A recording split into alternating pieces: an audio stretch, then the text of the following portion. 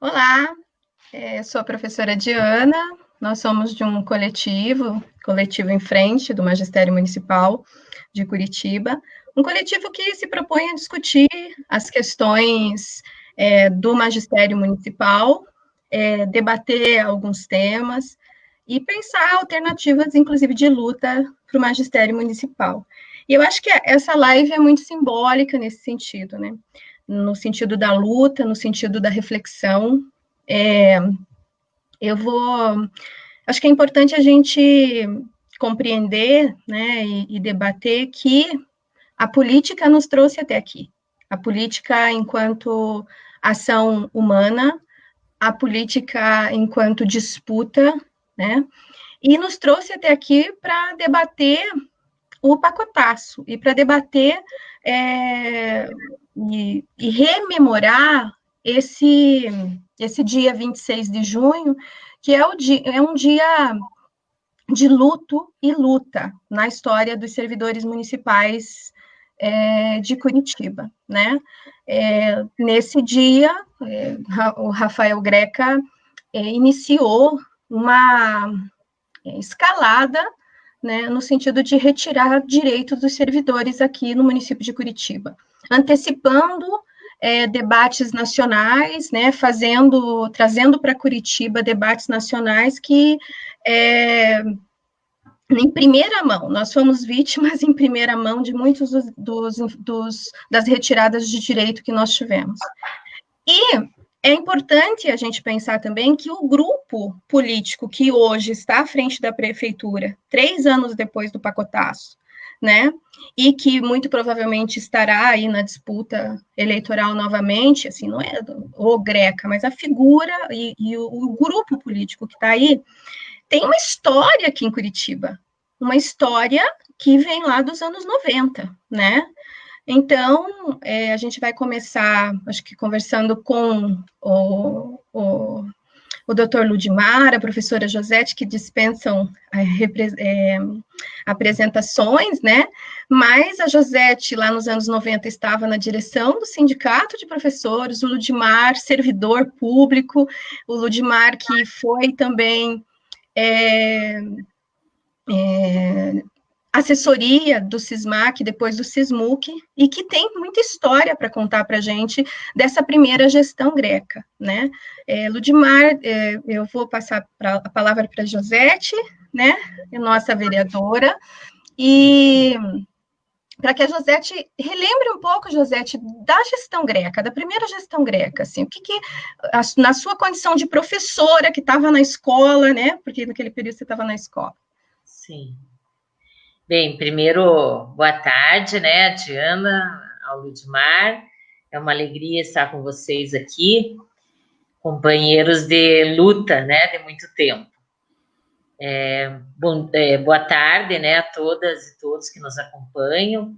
E dizer que, como afirmou a Diana, o pacotaço foi um momento muito difícil, né, da história dos servidores públicos de Curitiba, né, de forma geral. Mas retomando a questão da década de 90, o Greca, ele assume depois do Lerner, né, e acho que é muito importante a gente retomar uma parte dessa história, porque na gestão do Lerner, em 91, nós perdemos o estatuto próprio do magistério, né? Nós tínhamos conquistado esse estatuto em 85, justamente no ano que eu entrei na rede. Eu entrei em outubro de 85, quando estava eu ainda me tentando entender, né, o que era a rede municipal, recém-formada, enfim. Mas, enfim, eu já sabia que era uma grande conquista, né?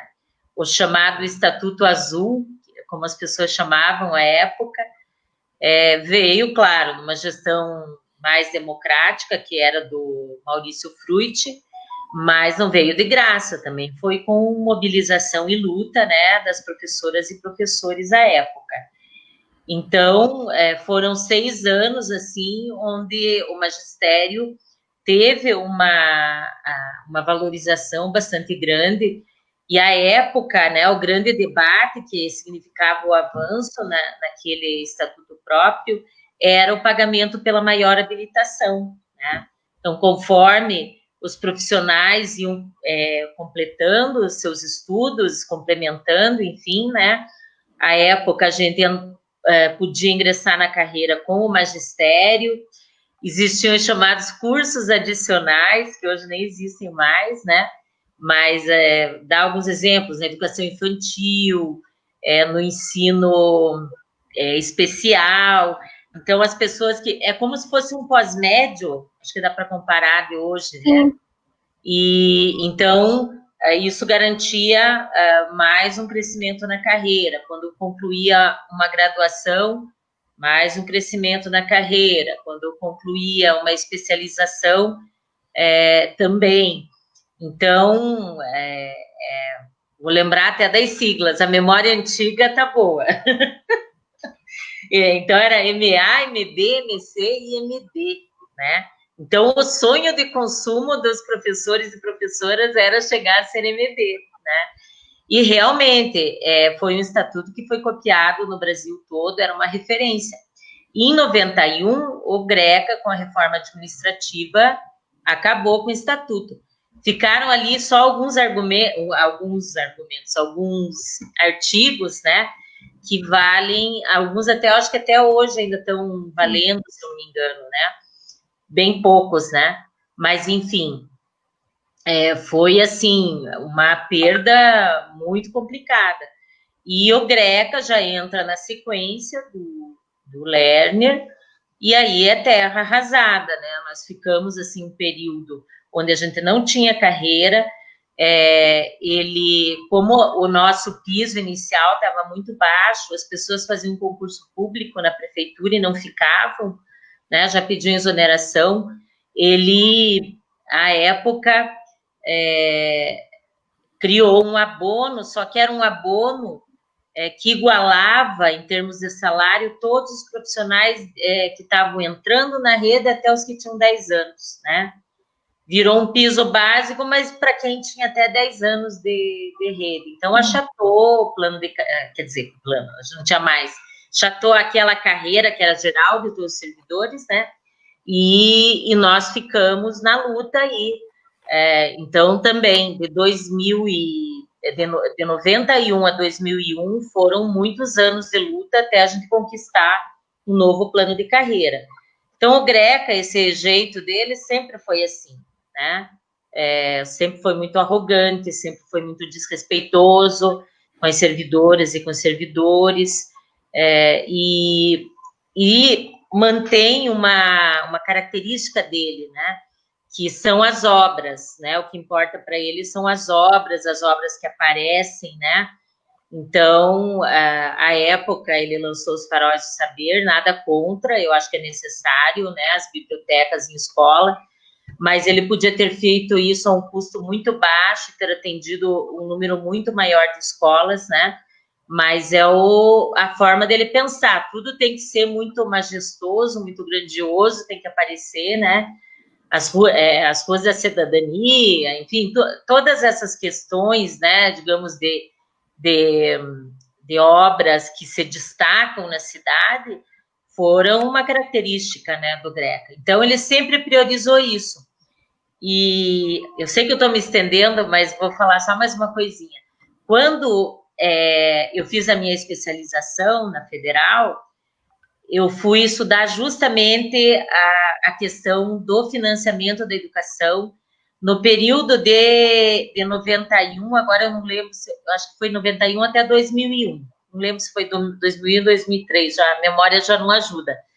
Mas a gente observou que justamente na gestão do GRECA se investiu mais, comparado a outros anos, mas se investiu mais nas obras, nos Faróis de Saber e nos chamados SEIs, né, que todo mundo conhece, né, os Centros de Educação Integral.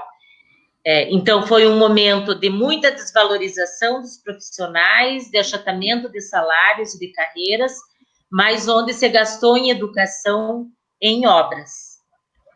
E, Ludmar, na sua memória, né, qual a memória você tem e onde você estava, né? Qual era a sua condição nesse momento ali nos anos 90, e qual a sua avaliação desse período, né? Boa tarde, Diana, Josete, o Cleverson, a Jocasta e todos aqueles que estão acompanhando, sejam trabalhadores do serviço público ou não, né? Eu acho que é muito importante entender isso, que quando o servidor público é atacado, é toda a sociedade que é atacada, né? Nunca ficou tão evidente a necessidade do servidor público como nesse momento, né? Os trabalhadores da saúde, da educação e outros mais por ali. Então, a Diana já adiantou um pouco, eu fui servidor do município na área de saúde, né, desde 85 até 92, né? Fui ser professor de História em Araucária, depois assessor jurídico na Câmara Municipal e assessor jurídico do Sismac, Sismuc, e assim a vida foi seguindo. O que eu acho que quando a Josete faz esse histórico, é importante a gente lembrar o seguinte, que o atual prefeito de Curitiba, ele personifica um grupo político na história de Curitiba, que vem desde, assim, pelo menos no segundo momento, porque lá nos anos 70 já era o mesmo grupo, mas era uma outra conjuntura política, da famosa eleição dos 12 dias, né? De lá para cá, até hoje, com um pequeno intervalo, foi o mesmo grupo político que governou Curitiba. É o Rafael Greca, é o Cássio Taniguchi, é o Jaime Lerner, é o Luciano Dutti, é o Beto Richa, e todos eles seguiram a mesma cartilha. Qual a cartilha? A cartilha de retirada de direitos. A Josete lembrou muito bem que a Lei 6761, o famoso Estatuto Azul, porque o livrinho era de cor azul, né? Aprovado em 85, ele deixou de existir em 91 porque foi feito um plano de carreira geral, que era a Lei 7.670, e ela criou apenas um capítulo para os professores. Tá? Mas, de qualquer forma, estava ali como um capítulo para os professores. E as formas de crescimento na carreira que existiam na Lei 7.670, logo depois de instituído o regime jurídico estatutário do servidor de Curitiba, era a progressão, a promoção e a ascensão. A ascensão logo depois foi extinta, porque se tornou inconstitucional, que era a possibilidade de um servidor de nível médio passar para nível superior, mas a promoção continuou existindo por um tempo, e a progressão, que, no meu entendimento, esse modelo, por mais que a gente discordasse da forma como ele foi feito, ele não era um modelo tão ruim, o modelo da progressão, porque ele dependia de uma avaliação de desempenho, mas era uma avaliação de desempenho onde a chefia avaliava o servidor e os servidores avaliavam a chefia. Acho que isso é muito importante lembrar que estava lá na Lei 7.670. E essa lei, e aí que vem o detalhe, ela criou esse mecanismo, na primeira gestão do Greca, junto com o Cássio Taniguchi, eles extinguiram a progressão. E aí os servidores ficaram, no caso do magistério, ficaram de 97 até 2001, sem nenhum crescimento, 2002, na verdade, porque a lei foi aprovada em julho de 2001, e o primeiro crescimento vertical e horizontal foram ocorrer nos anos seguintes, né? E os outros servidores ficaram até 2004. A Guarda Municipal ficou até 2003. Os educadores também até 2003, sem nenhum mecanismo de crescimento na carreira. Somente em 2002, 2001 foi aprovado a Lei 10.190, que era o plano de carreiras do magistério, e eu gosto de lembrar aqui, quando a Josete falou que não foi um presente da prefeitura, esse também não foi um presente. Eu lembro que daí, nesse momento, eu já estava bastante junto com o sindicato, a Josete já estava lá também. O que era? A prefeitura ficou 2 anos enrolando para mandar esse plano de carreiras para a Câmara Municipal. Aí, o que o Sismac da época fez? Né, da época combativa, né? Fez uma mobilização para tentar conseguir um projeto de lei de iniciativa popular. Precisava, na época, 50 mil assinaturas. Não conseguiram 50 mil assinaturas. Conseguiram perto de 30 mil. Mas levaram essas 30 mil assinaturas na Câmara Municipal. E aí forçou a prefeitura a apresentar uma proposta na Câmara, que não era a proposta do sonho dos professores, mas também não era a proposta do pesadelo da prefeitura, né? Tanto que criou os mecanismos de crescimento vertical e horizontal, com reserva de vagas. No primeiro momento, nós tivemos várias dificuldades, várias discussões, inclusive judiciais, para garantir a participação das pessoas, porque eles excluíam, por exemplo, as pessoas que estavam nos convênios, das APAES, das escolas especiais, sabe? Eles excluíam da possibilidade do crescimento da carreira. E daí, isso foi aprovado em 2001, a carreira do magistério. 2002, Guarda Municipal e Educadores. Só 2004 foi aprovado o plano de carreiras para o conjunto funcionalismo do quadro geral, que a gente costumava chamar, que é a Lei 11.000 para todos os servidores e a Lei 11.001 para a Procuradoria-Geral do município. Depois disso, né, na sequência, ocorreram outras mudanças, né? Veio um novo plano de carreiras para a guarda, veio um novo plano de carreiras para os... Desculpe, ainda não, né? Ainda estava vigente isso. Em 2014, acho que isso que é importante lembrar, que daí em 2014 nós tivemos o início, 2013 começou isso, o início de discussão da criação de novos planos de carreiras, onde os sindicatos defendiam muito claramente o fim da meritocracia, da competição entre servidores, e em 2014 foram aprovadas 3 leis muito importantes na prefeitura. Quais 3 leis importantes? A Lei 14.544, que é o Plano de Carreiras do Magistério, a Lei 14.580, que é a lei dos professores da educação infantil, e a Lei 14.522, que é o Plano de Carreiras da Guarda Municipal. No meio desse caminho, Diana e José, no meio desse caminho foi criado um plano de carreira específico para os auditores do município e tal. Por que eu faço questão de registrar isso? Porque nós vamos, na sequência, nós vamos avançar, não sei se já posso falar disso, nós chegamos em 2017, né? Uhum. Bem, eu acho que é estratégico a gente pensar nessa historicização, né? Porque você, Josete, iniciou na rede quando tinha o plano de carreira, né? E perdeu ao longo da sua trajetória esse plano de carreira em 91, e eu ingressei na rede no último concurso que podia ter só magistério, que foi lá aquele concurso de 99. E ali a gente não tinha plano, né? E eu entrei na rede no momento que não tinha plano de carreira, né? E depois fui para o Sismac e tal, e antes disso participei em estágio probatório da primeira greve da minha vida, que foi a greve de 2001, né, que você, na época, era a presidente do Sismac, né, então, assim, foi a minha primeira greve. 8 e 11 de abril, né? Essa mesma. E depois, mesmo no estágio probatório, a gente foi para a luta e conquistamos ali na luta, né, com uma bancada na época a gente tinha uma bancada de vereadores bastante qualificada também, que defendia os servidores, né, e foi importante todo o debate que foi feito na Câmara de Vereadores também, no confronto, né, entre o plano de carreira que a Prefeitura mandou e o plano de carreira que nós conseguimos fazer a intervenção com emendas, eu me apaixonei por essa discussão. Depois, você falou que estudou financiamento, eu fui estudar também a questão da carreira, né, e daí essa história, vocês falando, isso vem muito na minha cabeça aqui. E por que é importante a gente fazer essa historicização, né? Porque, assim, são momentos diferentes, né? Assim, às vezes, a nossa luta, ela é constante.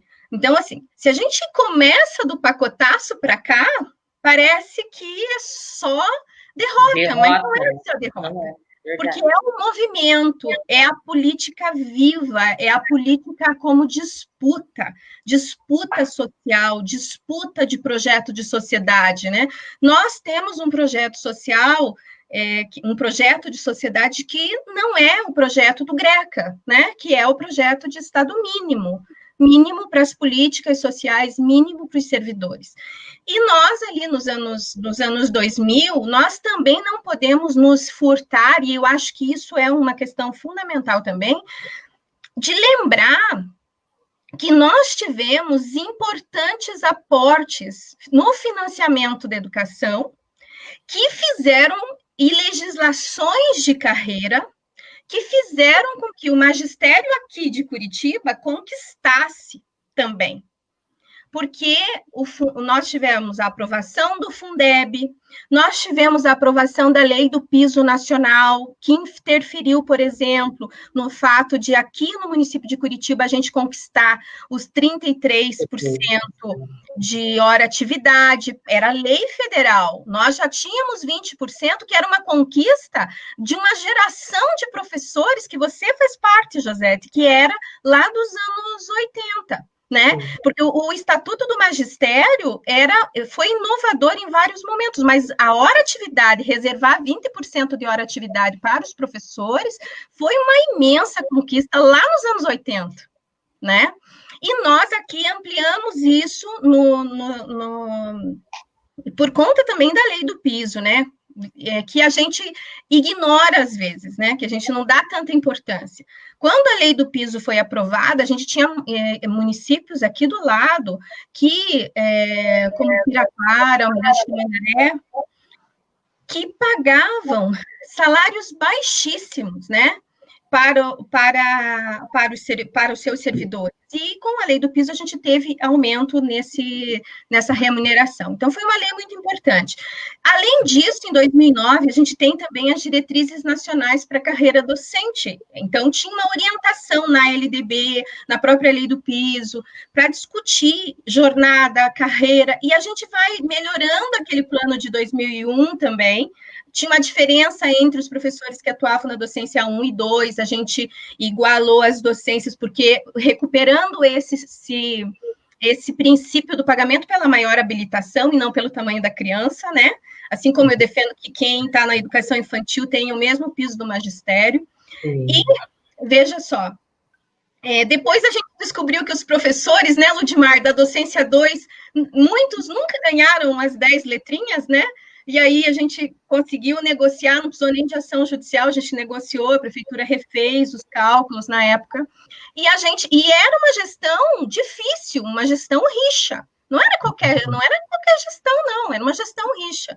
E a gente teve muitos avanços ali. Tiramos a prova do crescimento vertical, ampliamos as vagas nos crescimentos horizontais, fizemos o primeiro concurso para a educação física da rede, porque antes os professores não tinham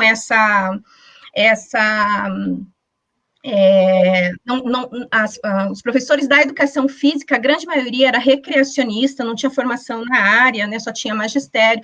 Então, é um momento, e aí a gente chega, nós, no Ludmar, nós tivemos também grandes conquistas, né, na aposentadoria especial dos professores, né, a emenda 47, o SISMAC fez sustentação oral, né, da lei do piso no Supremo Tribunal Federal. Então, o SISMAC vinculado naquele momento a CUT, a CNTE, com uma representatividade para fora de Curitiba, né? Era um sindicato que não se isolava. E vejam, éramos referência, o Ludmar pode explicar melhor depois, Ludmar, essa questão da emenda 47, né, que não é um direito assegurado para todos os professores do Brasil, né, Ludmar? E a gente... E aí, nós, depois de tudo que a gente sabia do Greca, né? O Greca tinha congelado carreira, revogado, porque essa é a palavra correta, revogou a carreira, achatou salário, né? Desvalorizava os servidores. E aí, depois de tudo isso, o Greca é reeleito. O Greca é reeleito, inclusive, em setores da categoria. Né, da categoria dos servidores públicos. Bem, no início da gestão Greca, em junho, né, no início de junho, ele envia para a Câmara uma bomba, né, um projeto bomba, que vai modificar a vida do servidor. Né? Nós passamos por um processo de luto e de sofrimento que é muito forte para todas as pessoas que estiveram lá, aquela violência toda, a polícia nos agredindo, o desespero da gente não ser ouvido, né, Josete, porque a Câmara não abria espaço para o debate. aprovou o regime de urgência logo em seguida que o projeto entrou. Nós ocupamos a Câmara 2 vezes e depois transferiram a votação para a Ópera de Arame, com um aparato policial imenso, né, que nos impedia de acompanhar uma sessão que é pública, né? Então, a partir desse momento, né, nós vivemos um outro período da história em que a gente tem um recuo nos nossos direitos, né? Em relação ao pacotaço, Ludmar e Josete, quais são as memórias mais vívidas, assim, para você? A Josete, eu tenho uma memória muito forte, assim, de você chorando mesmo lá porque eu acho que a gente não precisa ser forte o tempo todo, no sentido de que, às vezes, uma lágrima, ela nos humaniza. E eu via você lá durante esse período dessa forma, sofrendo, porque era a sua carreira, era a categoria que o serviço público, né, a sua categoria. Então, quais são as lembranças e as consequências, Josete e Ludmar? Primeiro o Ludmar, agora? Pode ser. Pode ser. Então, primeiro quero lembrar que por volta desse horário aqui, né, Josete, no dia 26 de junho de 2017, nós estávamos lá na prefeitura, entrando na prefeitura, e a imprensa querendo saber o que a gente estava indo fazer, estava indo lá para proteger os nossos servidores que tinham ocupado a prefeitura naquele momento. Um grupo reduzido, mas a gente estava lá e a Josete estava lá presente também. Eu acho que a Diana lembrou muito bem das duas leis, a primeira que equiparou as docências 1 e 2, né, e a segunda que concedeu mais vantagens para a docência 2 para estabelecer um equilíbrio. Nós precisamos lembrar disso. Com relação às 3 leis antes que você falou ali, o SISMAC ele teve atuação importante no Supremo Tribunal Federal em 2 situações. Na situação da Lei 11.301, que garantiu a aposentadoria especial aos professores e pedagogos. Curitiba é uma das poucas cidades que que garante a aposentadoria especial para os pedagogos, porque teve uma luta para isso, né? O SISMAC teve uma outra atuação importante, que foi na lei do piso. Nas duas ações no Supremo, o SISMAC foi admitido como amicus curiae, né, que é um assistente no processo, né? E é muito importante que, inclusive, essa atuação, como a Diana falou, deu ao SISMAC uma projeção que a Ana Denise transformou na secretária de Assuntos Jurídicos da CNTE, né, por conta dessa repercussão que o sindicato teve nacionalmente. O que eu lembro do dia 26 de junho, Diana, da emenda 47 não foi decisão no Supremo. O SISMAC foi o primeiro no Brasil, com uma ação proposta logo depois que foi aprovada a emenda 47, que garantiu a aposentadoria pela regra dos pontos, que é o artigo 3º da emenda 47, para o magistério de Curitiba, mesmo tendo direito à aposentadoria especial. Eu me empolgo quando a gente está fazendo essas conversas a respeito da questão histórica, porque às vezes vem a ideia de que surge um grupo depois que, além de não fazer aquilo que devia fazer, tenta negar tudo aquilo que os outros fizeram durante uma longa história. Então, é muito importante saber isso. Às vezes o professor ele entra na rede, como a Diana falou, eu entrei e não tinha plano. Às vezes teve alguém que entrou ano passado na prefeitura, por exemplo. Ele não sabe essa história. Eu acho fundamental que saiba essa história para que não tenha heróis agora e os que passaram eram todos fraquejados, né? Não é isso. Então, o que eu lembro, o que eu quero só registrar rapidamente, até porque se tiver alguma pergunta a gente precisa responder, é que no dia 26 de junho, e não parou ali, tá? As coisas continuam acontecendo. Agora tem outro projeto na Câmara Municipal, se ajustando à Lei Federal 173, né, Josete? 163, não, a emenda constitucional 103, porque foi lá em 2017, foi aprovado que a contribuição previdenciária dos servidores ela seria aumentada progressivamente até 2023, quando chegaria a 14%. Agora tem um projeto que foi mandado para a Câmara, estabelecendo agora já 14%. Foi nesse pacotaço também que foi aprovada a lei que congelou todas as carreiras. Todos os planos de carreiras foram congelados. E depois foi aprovada uma outra lei prorrogando, parece que numa premonição, prorrogando o congelamento até 31 de dezembro de 2021, que é exatamente o tempo que o Bolsonaro estabeleceu na Lei 103 agora, dizendo que os estados e municípios ficam proibidos de fazer de assegurar progressões e promoções, mas a gente sabe que isso tem uma divergência de fundo aí, que a gente já andou discutindo nos últimos dias. Foi nesse período que eles acabaram com a valorosa lei 12.861, que garantia aporte financeiro para o IPMC. Foi ali também que a prefeitura se desobrigou de fazer a contrapartida na contribuição previdenciária dos aposentados e pensionistas. E o argumento do então, e logo foram 600 milhões que o IPMC deixou de receber da prefeitura, e continua deixando de receber, porque daí não houve mais o aporte.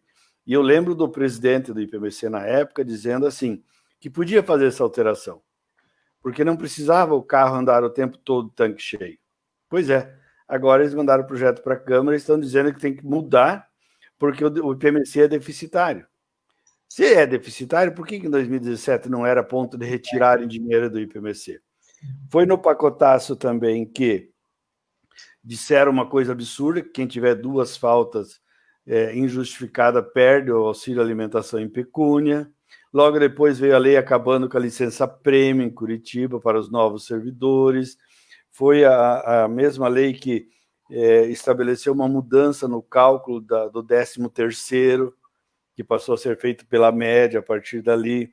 A data base, a Josete já apontou lá no começo, foi nesse pacotaço aí que eles estabeleceram, suspenderam a data base naquele ano, jogaram para o ano seguinte, e no ano seguinte não deram a inflação integral retroativa ao ano anterior. Né? A gente precisa lembrar de todas essas questões. E do IPMC, suspendeu os planos, e também, para as pessoas que chegaram no município depois disso, ou chegarão, foi ali que eles aprovaram também, logo na sequência, a lei que criou o Curitiba Prev. Curitiba Prev é um fundo complementar de previdência, então, portanto, qualquer servidor que entrar no serviço público depois dessa lei, a 15.072, não terá mais aposentadoria integral. Terá, no máximo, aposentadoria pelo teto do INSS, por enquanto. Porque se nós pegarmos a reforma da Previdência que foi feita no Estado pela emenda 45, os aposentados e pensionistas já estão contribuindo com a Previdência naquilo que excede 3 salários mínimos. O grande desejo dos governos é que o teto do INSS seja 2 salários mínimos, não seja nem os 6.101 que são hoje. Então, eu acho muito importante lembrar o seguinte, eu costumo dizer o seguinte, que a conquista que o sindicato teve em 2014 é uma conquista importante, porque o modelo de plano de carreiras que foi feito, ele amenizou a competição entre servidores, ele criou crescimento linear, e ele possibilitou, então, que mais gente crescesse na carreira e mais rapidamente. Sim. E isso é muito importante, porque quem entrou depois de 2003 vai se aposentar pela média. Se demorar muito para crescer, não cresce. E aí, do ponto de vista assim, do momento, daquele dia 26 de junho de 2017, nós não podemos esquecer. O projeto, Diana, ele começou a ser encaminhado para a Câmara em março ainda. Né? Uhum. Lá de urgência. Foi postergando, chegou em junho e tal. Mas eu tenho várias lembranças. Tenho lembrança daquela policial, por exemplo, agredindo o servidor e rindo. Uma foto que ficou famosa na escadaria da Câmara, ela agredindo o servidor e rindo com isso. Dos policiais lá na Ópera de Arame, com helicóptero espalhando bomba, gás lacrimogêneo, cachorro, e um monte de policiais escondidos no meio do mato para agredir os servidores, com cerca por todos os lados, de grades de ferro por todos os lados. Então, a gente não pode esquecer. E parece que a prefeitura fez escola. Curitiba fez escola nisso. Por quê? Porque no ano passado, na hora de aprovar a emenda constitucional 45, que é a reforma da Previdência no Estado, sendo que os servidores foram para a Assembleia para pressionar, o que eles fizeram? Tiraram os deputados, né, da Assembleia e levaram para a Ópera de Arame, com o mesmo aparato policial e tudo mais ser aprovado. Então, é importante colocar o seguinte, que aquele autoritarismo lá, quando o Rafael Greca disse na época, ele provavelmente vai bloquear a gente nos meios aí, porque não dá para falar o nome dele, né? Aquilo que ele fez lá na outra gestão, que era a época dos 300 anos de Curitiba, e os servidores municipais fizeram uma campanha salarial, dizendo estamos a 300 e vamos parar. Porque era 300 anos e vamos parar. O que o Greca foi para a televisão dizer? Que, na verdade, o que ele ia fazer, ele ia comprar 300 camisas de força para distribuir para os servidores. Então, esse modelo de autoritarismo, de desvalorização, é uma coisa que ele fez na última eleição, dizendo que pobre dava nojo, né? Ele deve ter nojo de servidor também. Então, assim, é muito importante saber que essa história toda teve um momento de conquistas e depois teve um momento deles de ataque aos direitos e que continuam fazendo, né? Acho que a gente não pode esquecer disso, que eles continuam fazendo, continuarão fazendo.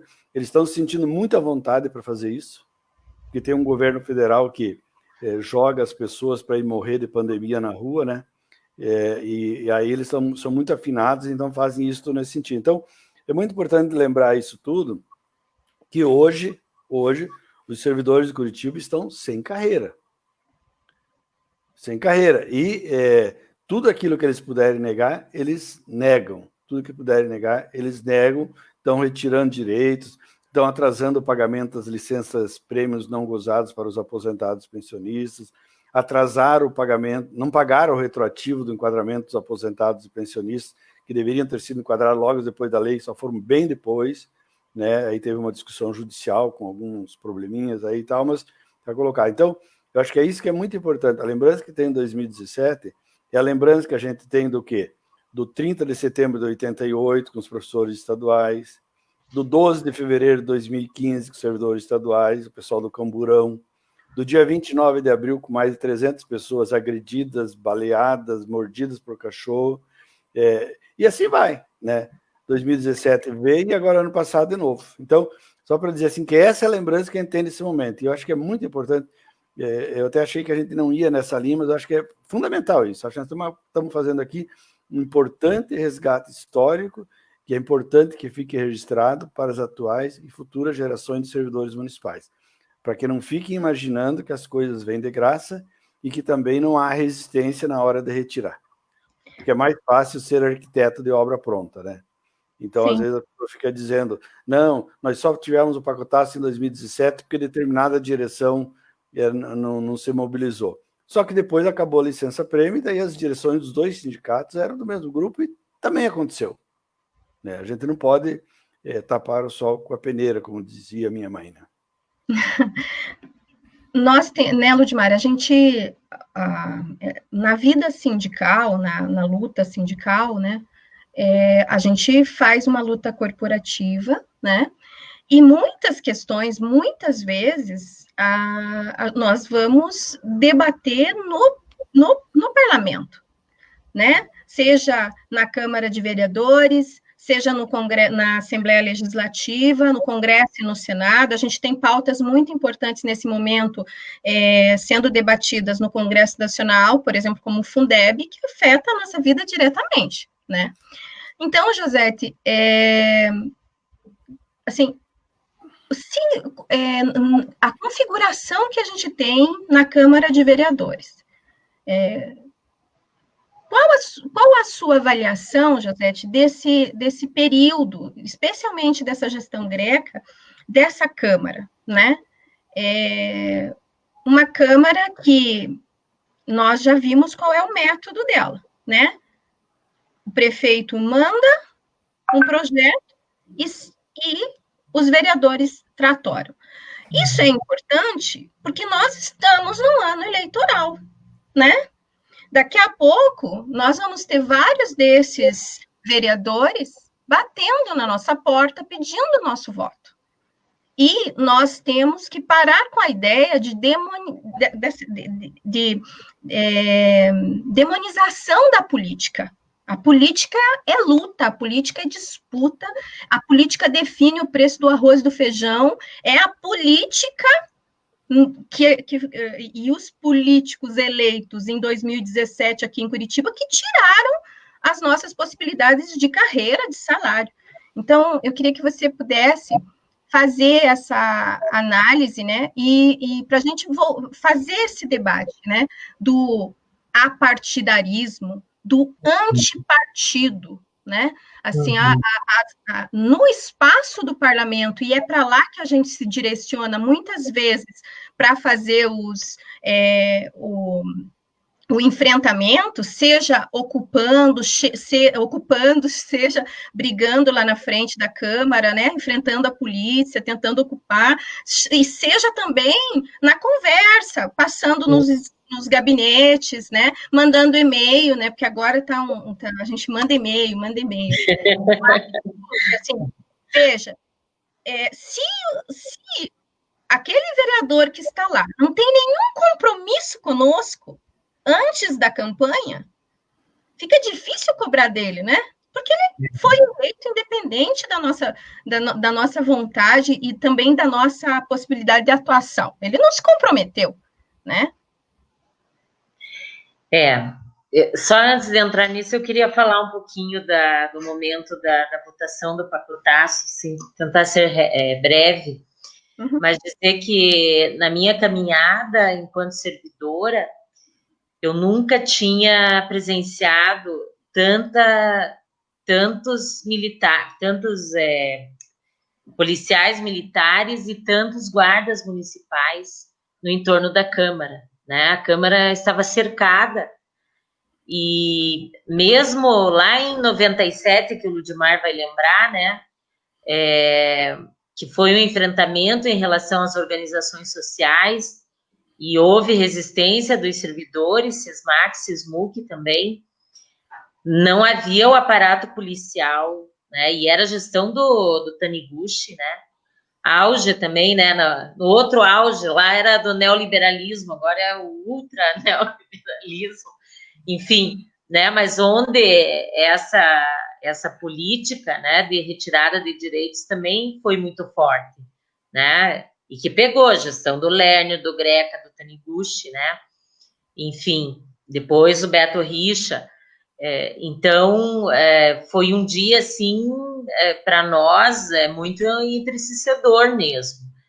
E ver, né, os nossos colegas, servidores e servidores, serem tratados como se fossem bandidos, né? Na prática foi isso, né? Ao invés desses policiais estarem onde de fato a presença deles é necessária, né, eles estavam lá para defender, entre aspas, né, a Câmara dos Servidores Públicos. Então, foi muito lamentável. E daí eu só queria falar da Ópera de Arame, o Ludmar lembrou bem. Eu não lembro quem que começou com essa comparação, mas pegou e eu sempre repito porque eu acho que é exatamente isso. Numa gestão, né, que é autoritária, e lá na Câmara, na oposição, a gente diz que o Rafael Greca é um monarca, né? Então, combinou plenamente quando os vereadores foram para a Ópera de Arame, é como se fosse um castelo, o fosso, né, cercado de água, para eles estarem protegidos, né, dos, entre aspas, inimigos, né? Então, foi lamentável. Por quê? Porque os vereadores, na verdade, eles não tinham moral, né? E eles não tinham condições de votar um projeto na Câmara, porque era um projeto extremamente autoritário, que não foi debatido e que retirava direitos, como já foi colocado aí tanto por você quanto pelo Ludmar. Então, assim, foi um momento muito duro mesmo. Acho que foi um dos dias mais difíceis, assim, de enfrentamento que eu passei ali na Câmara de Curitiba.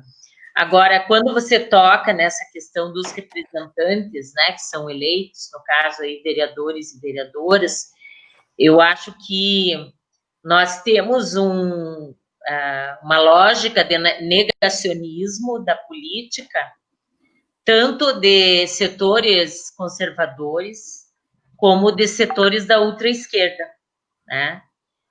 Da política partidária, né? Eu acho, claro, que nós temos que aprimorar o nosso sistema, tem muitas falhas, tem muitos problemas, né? Mas ele é um sistema que foi construído também a partir de muita luta depois da ditadura militar, a Constituição de 88, que foi uma conquista também. Ninguém nos deu de graça, né? Para conquistar essa Constituição, houve muita mobilização, muita luta, assim como a LDB em 96 também, né? Foi a partir de muita luta das professoras, professores, né? Dos trabalhadores em educação. Então, eu acho que a gente precisa ter esse olhar, né? Quem não quer falar em política, quem acha que não tem que debater qual será o próximo prefeito ou prefeita, quais serão os vereadores e vereadoras eleitos, eu acho que está negando a política também, né? E, óbvio, eu acho que a gente tem que avançar muito. Primeiro, porque a gente não vive uma democracia, né? A partir do golpe de 2016, a nossa democracia foi ferida, né? Nós falsamente estamos no momento democrático, como alguns dizem, porque hoje Jair Bolsonaro foi eleito. Mas todo esse processo de lá para cá, né, foi um processo cheio de ilegalidades, né? Tanto é que a ex-presidenta Dilma foi impeachmentada e não responde nenhuma ação na justiça, porque não tinha nada efetivo contra ela, né? Na sequência, o Temer, o golpe, e com a eleição muito pautada em fake news e numa desconstrução da política, que também veio sendo feita pela grande mídia nesse período, né? Então, acho que a gente precisa contextualizar tudo isso para entender que o parlamento por si só não resolve. Eleger um vereador ou vários vereadores e vereadoras que tenham uma postura mais progressista e um prefeito ou prefeita mais progressista por si só não resolve. Nós temos que continuar com as lutas sociais, os sindicatos, todo e qualquer movimento, né, da reforma urbana, da reforma agrária, da luta pela moradia. Esses movimentos são imprescindíveis para a gente avançar na democracia também, né?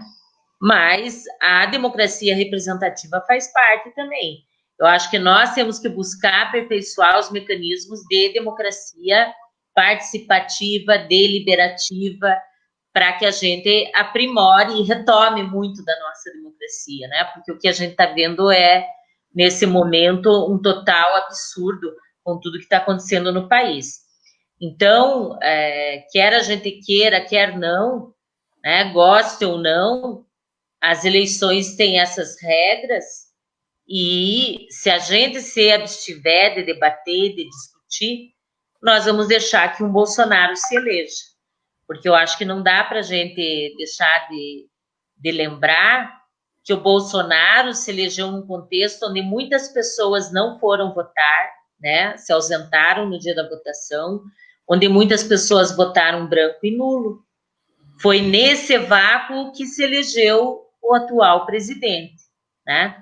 Então, acho que nós teríamos outras opções, independente do meu partido e dos meus candidatos, nós tínhamos outras opções muito melhores que o Bolsonaro, né? Então, o que explica, né, uma pessoa que nunca foi uma referência, aliás, né, alguém que estava há décadas, há vários mandatos no Congresso Nacional e que tem mais 3 filhos que são políticos, né, senador, deputado, vereador, quer dizer, essa nova política que tanto ele falou, quer dizer, as pessoas ficaram cegas por uma construção muito raivosa, né, naquele momento, e que ainda está, e que Curitiba é o centro disso, né, de uma visão conservadora e de uma visão que criminaliza a política, né?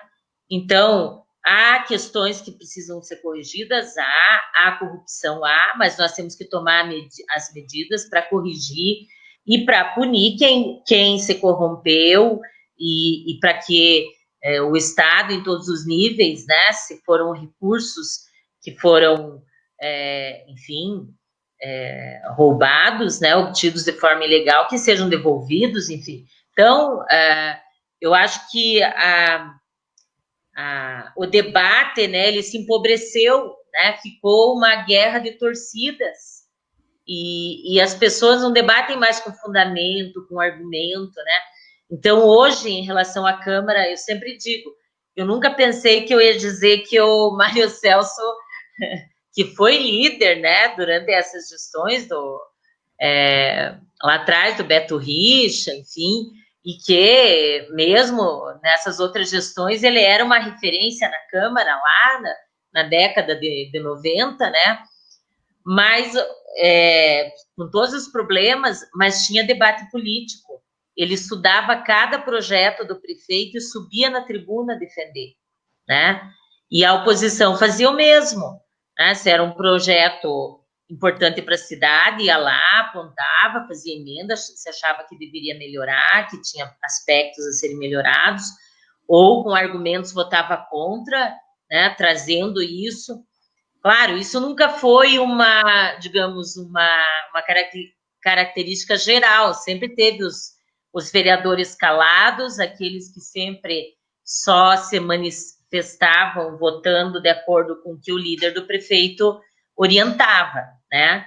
Mas o debate empobreceu muito na Câmara. Hoje a gente tem um líder que não debate os projetos do prefeito, porque é para votar, tem maioria, vota. Então, de vez em quando, se escala um ou outro da base de apoio para não ficar tão chato, né? Então, vai lá um Bruno Pessutti, de vez em quando, o Serginho do Posto, porque o atual líder do prefeito não o faz, não debate os projetos. Então, acho que houve mesmo um empobrecimento das discussões políticas na Câmara, né? E é consequência dessa lógica nacional também de criminalização da política, né? Porque aí as pessoas não dialogam, as pessoas não avaliam, né? Muitos votam em branco, outros anulam, outros não vão votar, outros votam no primeiro papelzinho que ele junta na frente da sessão eleitoral quando ele no dia da eleição. Então, acho que a gente precisa retomar esse debate, né? Todos nós temos lado e a neutralidade não existe. A neutralidade faz eu me omitir. Quando eu me omito, tem um lado que sai ganhando. E eu acho que a eleição do Bolsonaro, em grande medida, se deu assim, e a do Greca também. Vamos lembrar que o Greca se elegeu com 1/3 dos votantes, né? Então, ele não representa a maioria dos eleitores da cidade. Uma coisa interessante, Josete, é que se a gente fizer um mapa eleitoral nas grandes capitais, São Paulo, por exemplo, Curitiba, a abstenção acontece nas periferias. A maior abstenção acontece na periferia. No Morumbi, todo mundo vai votar. Sim. Entende? No Batel, né? Por quê? Porque você tem a não política, esse debate raso, que coloca todo mundo numa vala comum, né? Ele prejudica também as possibilidades da gente ter opção, né? Não, todo mundo igual, então não tem opção. Tanto faz, né? Tanto faz. Então, se tanto faz, eu vou me abster porque tanto faz. E a gente vê que não é isso. A luta política, ela é extremamente importante e ela tem essas duas esferas, né? Que é a luta da rua, a mobilização, a luta dos movimentos sociais, e o sindicato é um movimento social, o sindicato é um movimento político, né? Então, a gente precisa fazer essa diferenciação, né, da ação política e da ação política partidária, né? Porque a gente... a preservação dos sindicatos, ela é extremamente importante. Se nós temos um conjunto de direitos que foram resgatados aqui, lá do início da história do SISMAC até hoje, por exemplo, aqui no município, ou da história da PP até hoje, né? São conquistas desses instrumentos que passaram a ser instrumentos para que a categoria faça a luta através desse movimento. Então, quando a gente pensou nesse momento, nessa live, né, e também porque acaba sendo um material que fica exposto, né, para as pessoas também conhecerem um pouco da história do magistério aqui em Curitiba, das nossas derrotas, né, porque hoje, simbolicamente, é um dia, representa esse dia, né, o dia que a gente perdeu a carreira, perdeu o salário, perdeu uma série de direitos, mas é também para que a gente possa perceber que a história também muda, né? E que a gente não tem o direito de apagar a história, porque a história simplesmente foi feita por outros sujeitos que não sou eu, né? Então a gente tem uma história, e se eu desconheço a história, eu vivo no escuro. Então, o conhecimento da nossa história é o que vai nos colocar de novo em movimento, colocar em luta. Nós tivemos momentos com plano de carreira, momentos sem plano de carreira, nos organizamos e conquistamos, né? Então, a gente tem a possibilidade de atuação, né, na esfera pública, na esfera da política. Então, a gente precisa aprender a voltar, ou aprender e voltar a gostar da política, porque se omitindo, nós só vamos perder direitos, né?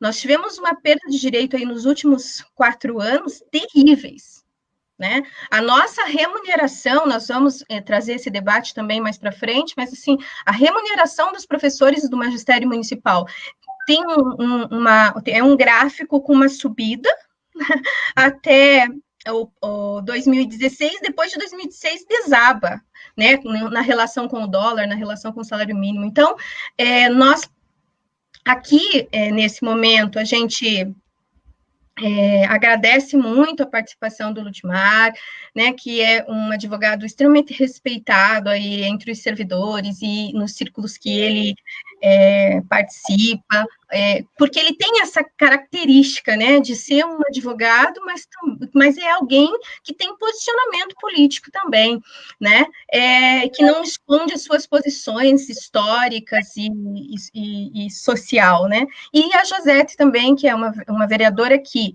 se não tivesse votado sempre ao lado dos servidores, não estaria conosco nesse momento. Mas está aqui porque nunca na história da sua trajetória votou contra os servidores aqui no município de Curitiba e contra a população também. Porque quando se vota contra o servidor, quando destitui os servidores de direitos, o direito da população também que está sendo excluído. Quantos concursos da saúde o Greca fez? Quantos médicos diminuíram na gestão Greca? Né? Então, agora é fácil responsabilizar também a população pela pandemia, mas, politicamente, ele teve, durante toda a sua gestão, uma linha de destruição do serviço público e uma linha política de Estado mínimo. E aí, agora, a pandemia exacerba isso, né? Então, meu muito obrigada. Eu agradeço vocês dois. A gente está com quase 1 hora de live e queria agradecer muito. E, Josete, para as considerações? Então, eu só queria falar uma questão. Eu acho que a gente sempre tem que comparar, né, os acontecimentos e a política do dia a dia na cidade com o cenário nacional. Vamos lembrar que lá na década de 90, quando a gente perdeu o nosso estatuto próprio do magistério, era o auge do neoliberalismo, né? E os gestores aqui alinhados a essa política, né? Quando nós tivemos as conquistas, tanto lá o Estatuto em 85 e depois quando avançou mais, com o piso salarial nacional, com o Fundeb, qual era o cenário? A gente tinha governos democrático-populares, mais progressistas, né? Então, a gente não pode avaliar as coisas de forma isolada. Claro, quando a gente tem, daí, como é o caso atual, né, que daí é difícil, a gente tem um presidente com essa leitura, né, ultraliberal e até proto-fascista, né, vai para além disso. Tem um governador que é ultraliberal também, que botou um empresário na Secretaria de Educação do Estado, e também um prefeito com essa leitura, né? Então, aí as coisas se somam.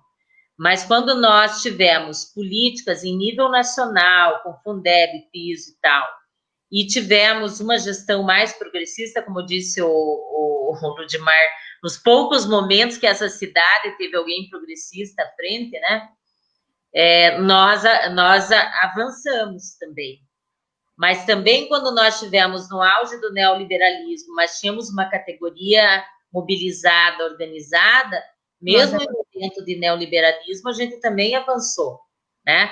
Penamos lá 10 anos, né? Mas conseguimos conquistar um plano de carreira, né? E até hoje eu lembro, gente, quando o dia que nós fomos entregar as assinaturas para o projeto de iniciativa popular. Como disse o Ludmar, a gente não conseguiu esses 50 mil, a gente conseguiu lá entre 25 e 30 mil, mais ou menos, não lembro o número exato. Mas era um maço enorme de papel, e nós chegamos na sala, era o Derosso, à época, o presidente da Câmara, e nós chegamos lá e colocamos em cima da mesa, né? Então, ele conversando com a gente, constrangido com aquela pilha de papel, né? Por quê? Porque as pessoas estavam mobilizadas, né? Então, mesmo num governo neoliberal, a gente conseguiu avançar também, né? Então, veja, são as contradições também. Então,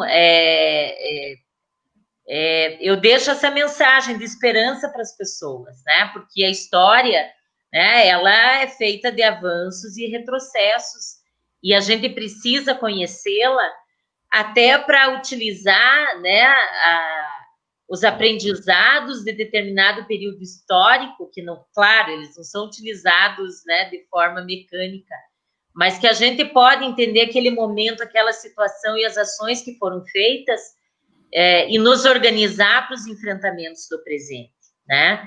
Então, apesar de toda a dificuldade que a gente está vivendo, dessa pandemia tão triste, né, o país com 55 mil mortos, né, e a gente vê, né, um presidente totalmente ausente, desumano, enfim, e desmontando o SUS. Nós estamos com um ministro da Saúde interino, né, enfim.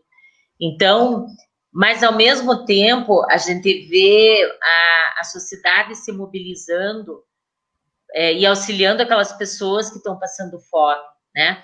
Claro que a gente precisa cobrar a política pública, e o primeiro que tem que garantir a política pública são os governantes, né? Eles são responsáveis por isso. Mas a gente vê que há um sentimento de solidariedade muito importante, e a gente precisa potencializar esse sentimento, porque a gente vinha de um crescente do ódio, da raiva, né? E a gente precisa afastar esse sentimento, porque esse sentimento cega, né?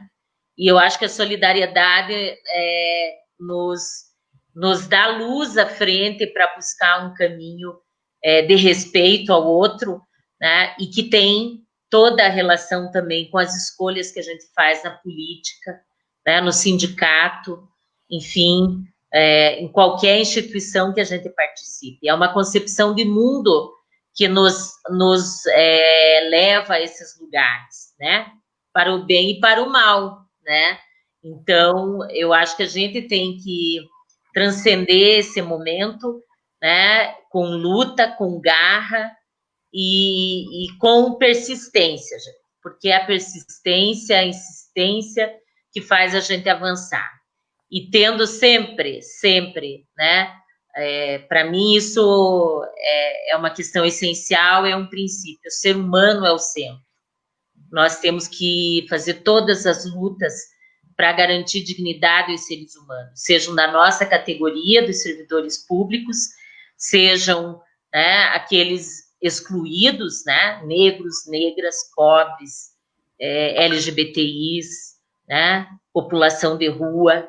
Nós temos que ter esse sentimento de lutar pela dignidade de todas e todos. E é isso que nos move e que nos faz manter a luta, mesmo nos momentos mais adversos, né?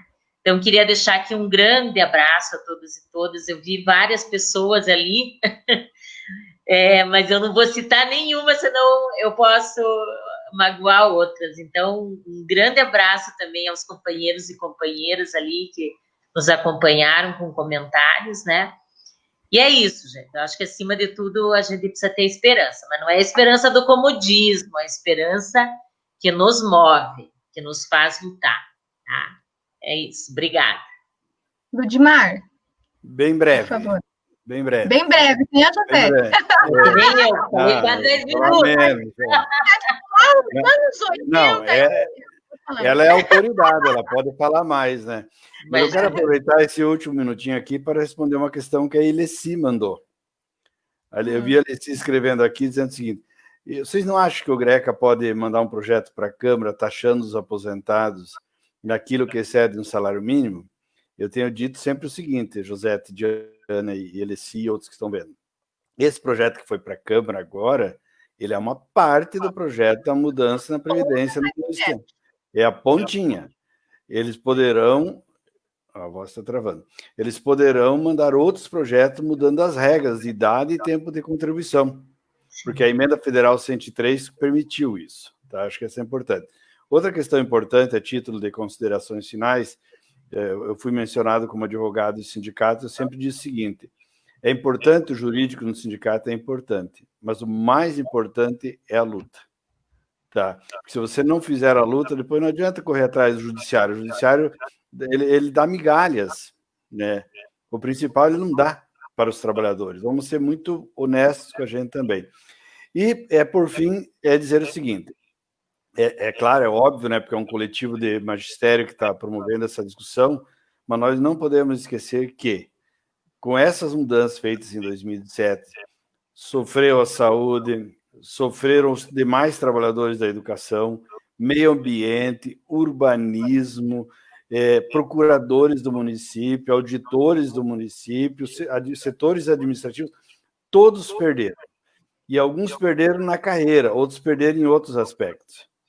Nós sabemos, por exemplo, que de lá para cá, a prefeitura começa a contratar, prevê a contratação por PSS, Processo Seletivo Simplificado, substitui equipes do quadro próprio do município nas UPAs por organizações sociais, fortalece a Fundação Estatal de Direito Privado, que é um negócio meio esdrúxulo, ao invés...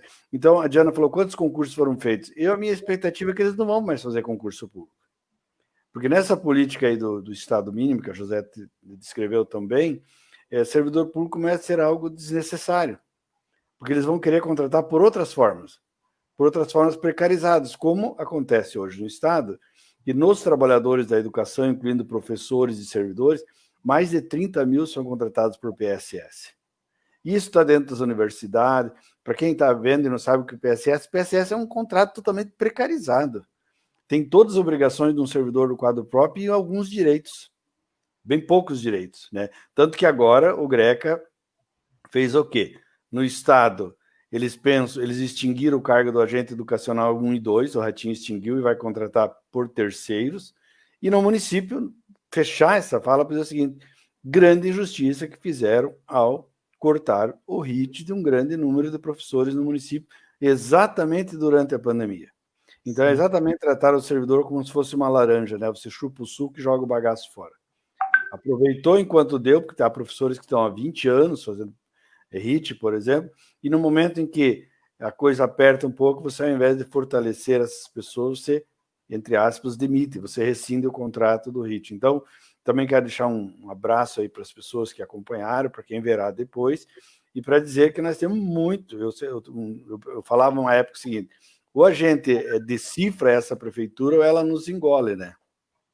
A gente precisa entender o que está por detrás disso tudo. Tipo assim, não é o líder do prefeito na Câmara, não é o presidente da Câmara que isoladamente pensa todas as maldades. Sim. O Greca pensa. Faz parte de um projeto muito maior.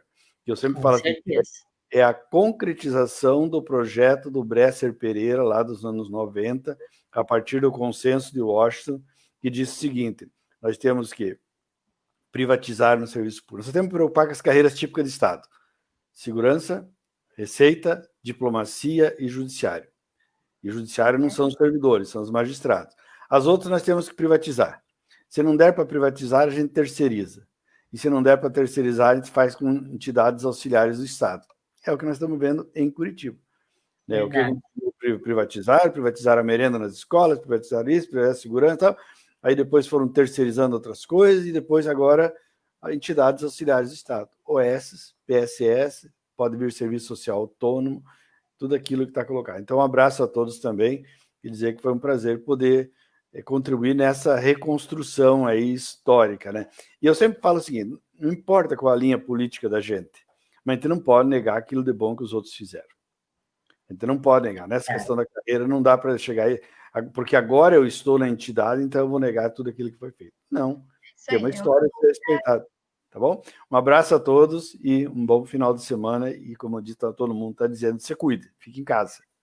Obrigada ao Ludmar, obrigada, companheira Josete, obrigada a todas as pessoas que acompanharam a live, obrigada a todos que comentaram, sempre muito elogiosos em relação ao Ludmar e a Josete, e isso é fruto da trajetória de vocês. Eu agradeço também aos elogios que eu recebi aqui, e eu acho que essa é a mensagem. A gente precisa enfrentar. E a gente vai enfrentar como? Com muita luta, e essa luta é luta política, né? E com muito conhecimento também. Com certeza. Nós precisamos conhecer para que o conhecimento seja também uma ferramenta da nossa luta. Então, é luta política e muito conhecimento da nossa história, valorização da nossa história, defesa do serviço público, que a gente tem que a gente estabelecerá um cenário para a mudança que virá. Porque veio, né, Josete? Veio para você, veio para mim e virá para os servidores que estão ingressando também. Vamos lutar muito para isso, né? Vamos lutar, sim. Obrigada. Valeu, gente. Valeu. Beijo para todos. Tchau. Tchau, tchau.